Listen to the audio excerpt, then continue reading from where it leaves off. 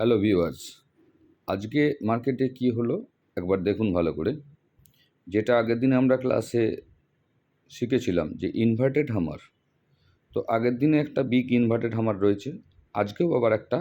আজকে এটা day candle, দেখুন আজকেরটাও কিন্তু বিগ ইনভার্টেড হামার তৈরি হলো।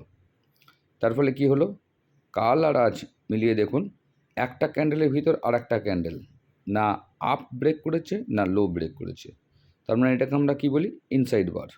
তাহলে একটা ইনসাইড বার ফরমেশন তৈরি করেছে মার্কেট। তো এর ফলে যখন এই ইনসাইড বারের যে ফার্স্ট যে ক্যান্ডেলটা রয়েছে, অর্থাৎ বিগ ইনভার্টেড হামারটা যেদিকে ব্রেক করবে, মোটামুটি 300 থেকে 350 পয়েন্ট মুভ পাবেন আশা করছি। তো আমার অ্যাস্ট্রোলজিক্যাল ভিউ হিসাব বলছে যে নিচের দিকে মার্কেট ব্রেক করার চান্সটা বেশি। এরপর যদি কাজ করতে হয়, অবশ্য সিভিল রেজিস্টার যে অ্যানালাইজার আছে তাদের সঙ্গে কথা বলে কাজ করবেন। আমি কোনো সিভিল রেজিস্টার অ্যানালাইজার নই।